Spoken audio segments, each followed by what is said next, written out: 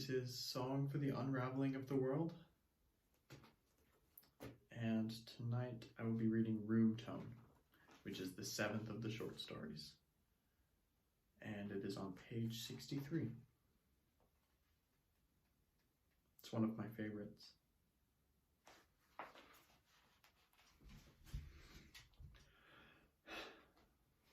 At the last possible moment, he found the perfect house. It was empty and spacious and hadn't been updated since the 70s, which was exactly what Philip wanted. It was for sale, with the old couple who had lived there, both in hospice now, and their children living on the other side of the country and eager to sell. To lease a place like that for a few weeks would normally have cost well over what they had budgeted for locations. But Philip had a word with the realtor, and since they only needed to film at night, she struck a deal with him that involved a lump cash payment of $300, a sum that Philip suspected would never make it further than the realtor's pocket. "We have a deal," she said. "Remember, at night only.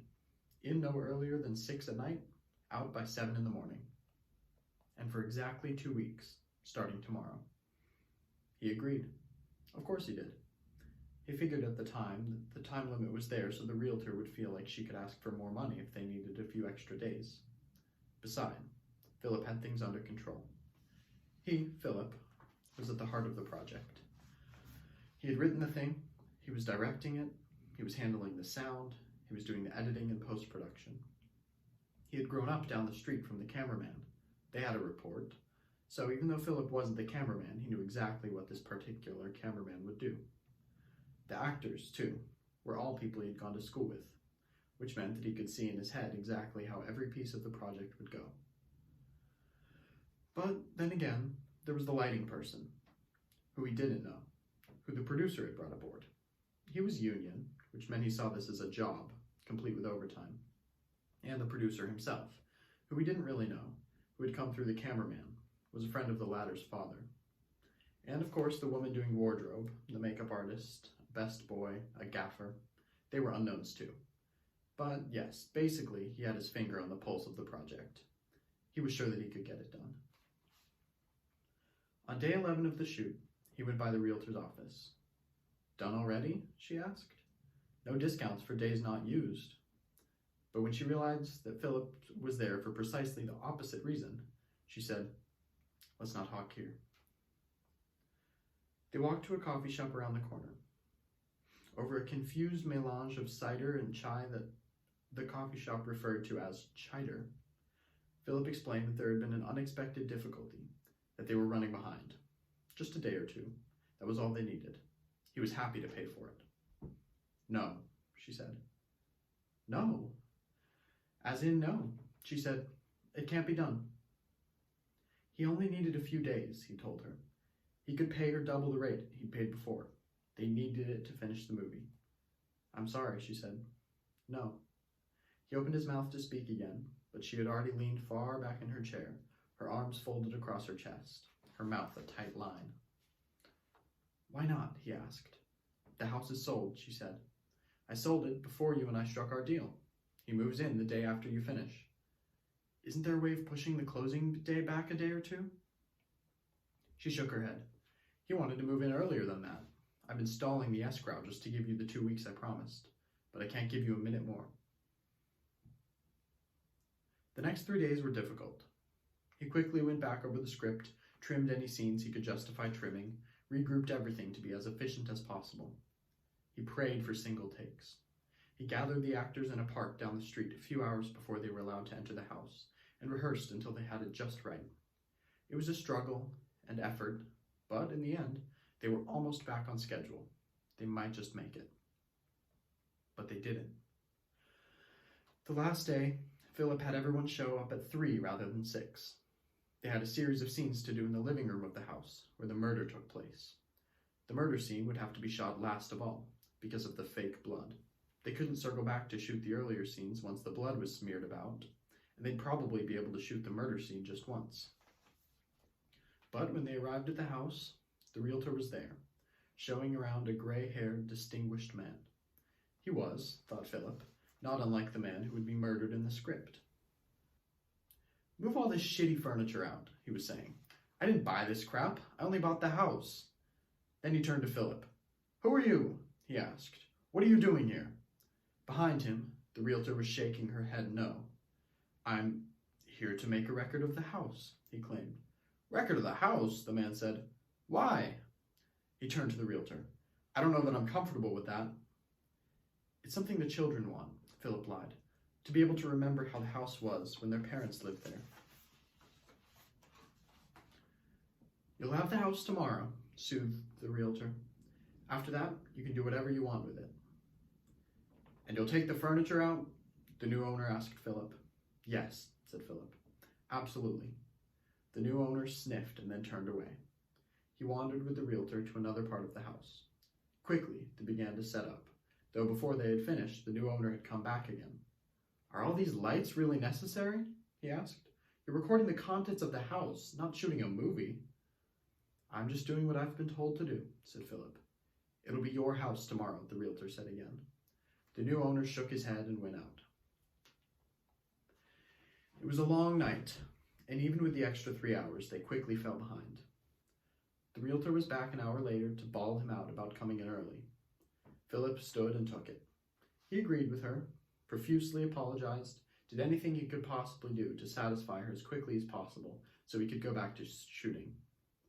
It was a weird day. Everybody seemed a little off. He tried to tell himself that everything was okay. The scenes that were being shot were leading to a murder after all. All the characters were more than a little out of their minds in those scenes, and maybe it was good for the anxiety of the crew to rub off on them. He remembered a performance of a Jean Genet play he'd seen once in Seattle, in which the actors kept injuring themselves, tripping, running into things, falling. They did so more and more often as the play went on, so much so that he thought, if this play goes on for another hour, someone is going to wind up dead. Maybe it would be like that. And maybe in the end it was like that, even though they had to close the curtains for the final scene because it was already glowing light outside. Had to quickly rework all the camera angles so the closed curtains wouldn't be visible. It was like everything leading up to the murder was being shot with a view of the dark sheet of glass that was the front window.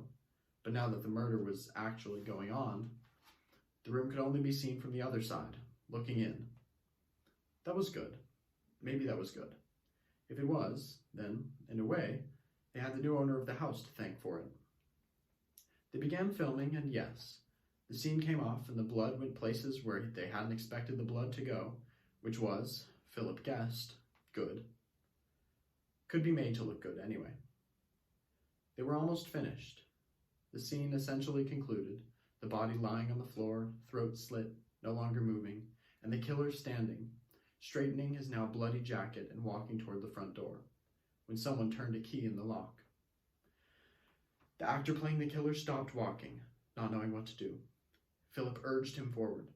The door opened and the chain caught it, and he saw, through the opening, the enraged eye of the new owner.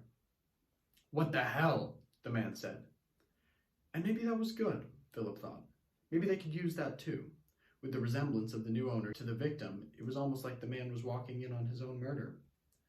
Philip's mind was already twisting the details, trying to make it all fit his artistic vision. God, he said. You're still here? The new owner said, moving his head back and forth across the crack in the door, as if unable to decide whether to look at Philip with his right or left eye. All the furniture's still here.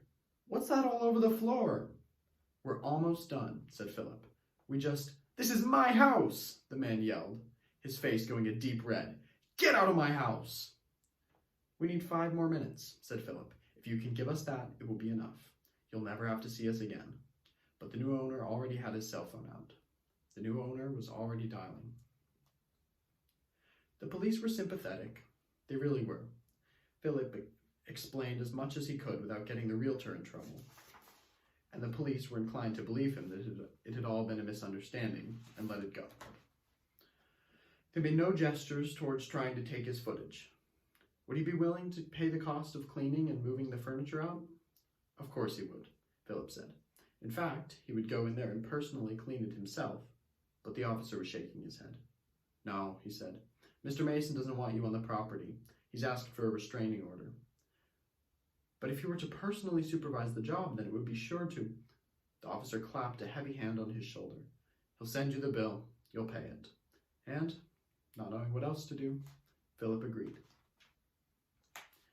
It might have ended there, with Philip's producer in slightly over his head because of Mr. Mason employing not merely a cleaner to take care of the mess, but a forensic cleaner at that, despite it having been a simulated rather than actual murder. Looking over the footage, he became convinced that yes, they did have enough. They'd be okay. Even at the end of the murder scene, they'd gotten enough footage before the actor hesitated because of the noise at the door as Mr. Mason tried to come in. It was obvious he was walking towards the door. That should be enough. More than enough. They'd simply jump to him outside the house, slowly pushing his way deep into his hiding place in the hedge. Viewers would be able to follow it. So it was okay. Or at least he thought it was, until he started editing the sound. It was mostly fine, but in all the chaos of that last day, in the jerky start and the awkward final moments, he hadn't managed to do the very simple thing of recording the room tone. That was okay, he told himself. It didn't matter. They could take a moment in one of the scenes, one of the dead, silent moments, and simply replicate it until they had a minute, say, of room tone. But he tried that, and it sounded wrong. Not to the producer, the man couldn't tell the difference, but to Philip. He went back through the tape, but no, there was no good sustained silence. Or, rather, there was sustained silence, but it was all for moments when the curtains were open, and they didn't mesh with that more muffled feeling of having the curtains closed while the murder was happening. That stifled feeling, felt in the audio of the rest of the scene, was something he was missing in the silence. He told himself it was no big deal, that the movie would be fine without it. But the more time he spent editing, the more he realized this was wrong. He needed the room tone. When the new owner opened the door, he tried to explain. Yes, he'd been in the house longer than he'd meant to, and he wanted to apologize for that. Yes, they'd left a mess, and yes, they hadn't been completely honest with him. He was, he claimed, truly sorry for that. When the new owner started to close the door, he managed to wedge his foot into the crack. They always did that in the movies, and it seemed to work just fine there, though in real life, maybe because he was wearing sneakers, maybe because the new owner closed the door very hard indeed, it hurt the hell out of his foot. "I'd just like 5 minutes," Philip said. "That's all I need." Philip brandished the boom mic. "After that, I'll never bother you again." "No," said the man. "But you don't understand. Without it, the movie—" "I don't care," said the new owner. "I'm willing to pay," said Philip. "I don't want your money," said the new owner. "I want you to get your foot out of my door and get the hell off of my porch." And when Philip still persisted, "I have a restraining order against you. If you're not off the porch in 20 seconds, I'm calling the police." "Why 20 seconds?" Philip wondered, absurdly, as he left the porch. Why 20? What was significant about that length of time to the man? If the man would let him in and simply stay quiet for 20 seconds, would that be enough? Well, maybe not. Still, it would be a lot better than what he currently had. "Don't worry," his producer said. "It's not noticeable." Everybody on the crew said the same, no matter how many times he asked them. He suspected they said it because the producer had told them to. The producer was ready to be done with the project. The producer was ready to move on to his next project, his next tax break. But Philip found himself unable to sleep at night, thinking about the room tone, thinking about the several moments in the movie where you heard the wrong silence. He had to figure something out. He had to do something. Which is why, a few days later, he was in a car parked down the street, watching the house, waiting for the new owner to leave. The new owner lived alone, it seemed, and so as the afternoon wore on, Philip began to feel all he had to do was wait until the man went out, and then break in, record for a few minutes, and then leave. It was early evening before Mr. Mason left. He went out the front door and locked it behind him, then got in his car and drove away. Philip waited a few minutes, just to make sure he wouldn't come back for something, and then he got out of the car and moved toward the door. He had a rock. He had brought a rock with him. He was wearing gloves, too, just in case. He went around back to one of the windows there and broke it with the rock. Immediately, an alarm went off, loud and blaring. "Motherfucker," he thought. He was already halfway inside, envisioning where he'd stand to record the room tone, how he'd get away before the cops arrived, before realizing that with the alarm blaring, there was no way he could record anything at all. He'd have to go in while Mr. Mason was there. That was the only solution. Surely the man wouldn't set the alarm when he was in the house, sleeping. He'd simply sneak in, late at night, surreptitiously record the room tone, then sneak out again. Mr. Mason would never know he'd been there. He waited a week, then 2. No point in going too soon after the break-in. No, let the man relax a little. Let him let down his guard. He parked down the street, cased the house through a pair of binoculars that he quickly lowered any time a car drove by. By 11 o'clock, Mr. Mason was upstairs in his bedroom, the lights off, the room lit only by a sickly glow of a television. He'd probably be able to sneak in while Mr. Mason had the television on, except the television sound would be picked up by the mic. No, better to wait until late. Very late indeed. At 4 in the morning, he left his car and ran nimbly to the house. The front door was locked. Of course it was. But the window next to it was open a crack for the cool air, which meant the alarm would have to be off, at least the one on that window. A wooden rod kept the window from opening too far, but he could wriggle his hand and most of his arm through. He tore a small branch off of a tree near the front walk, and then reached in with it and used that to push and prod the wooden rod out of its channel until it fell clattering to the floor. He waited. He listened. No noise. Nothing. Mr. Mason hadn't heard. He slid the window all the way open, popped out the screen. Carefully, he lifted the recording equipment in, then shimmied in himself. In the dark, he pulled the window shut and closed the drapes. By the glow of a pen light, he moved a few of the pieces of furniture around, trying to position them as closely as possible to where the previous furniture had been. He placed the headphones on his head. He positioned the mic and began to record. The lights flicked on. He spun, and there was Mr. Mason, standing on the stairs in a pair of striped pajamas, his face clenched in anger. "What the hell are you doing?" he shouted. Philip held his finger to his lips, but Mr. Mason wasn't listening. He wasn't coming down the stairs. He was coming down the stairs, shouting and gesticulating, spittle flying off his lips, very red in the face. "You have to be quiet," said Philip. "I don't have to do anything," said Mr. Mason. "This is my house. Get out." All Philip needed was a minute, maybe 2, of silence. Given that, and the movie would be done. But Mr. Mason didn't understand that. Mr. Mason was refusing to understand that.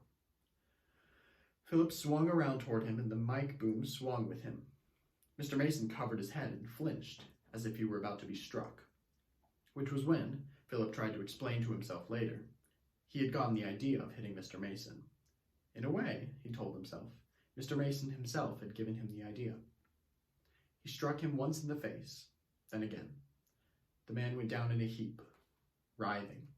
Philip kicked him in the temple once, hard, and he fell still. Now, thought Philip, now I can record in peace.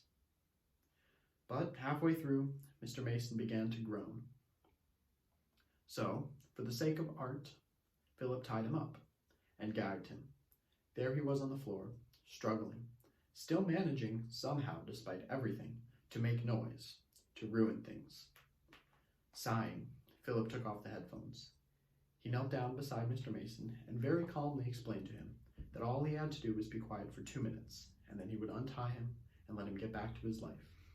And to be fair to Mr. Mason, he was silent. He did manage to hold still. This time, the recording went smoothly. Philip finally had what he needed. "There," he said when he was done. "That wasn't so hard, was it?" And he took off Mr. Mason's gag. "You fucker," said Mr. Mason. "You shit! You'll go to jail for this. I'll make sure you rot." Philip had already reconciled himself to this. There would be a price for him finishing his film. He had accepted this. Mr. Mason could not frighten him. Philip had gotten what he wanted and was willing to pay for it. So he let Mr. Mason blather on while he imagined himself leaving the man tied up as he made his way back to the post-production studio and inserted silence where silence was needed. He would finish his movie, Then he would go to the police and turn himself in and arrange for Mr. Mason to be untied. It might have worked that way, too, if Mr. Mason hadn't been a fool. Philip, considering the matter in retrospect, when he had a lot of time to think, felt he should have known the fellow was a fool and should have planned accordingly, should have braced himself.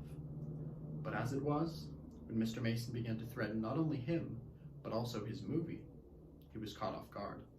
"I'll make sure your fucking piece of shit movie never sees the light of day," was the first thing he said.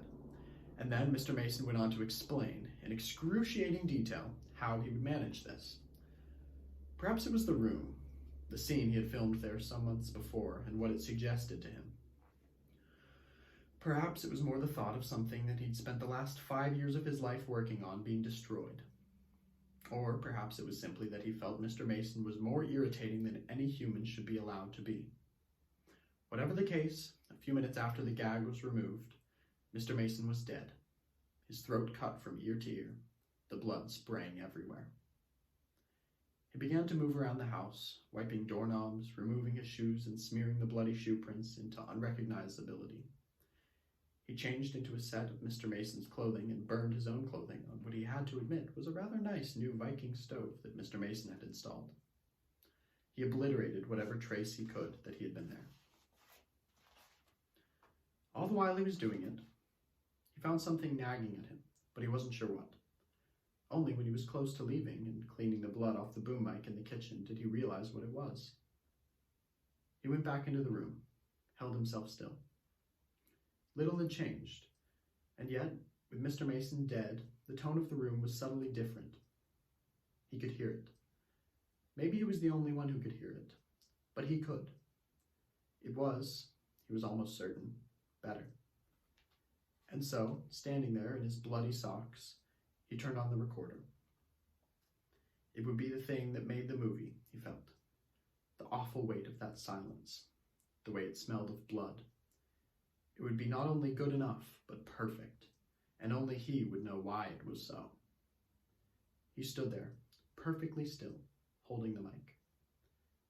Even after the reel had run out, he remained there, motionless, listening.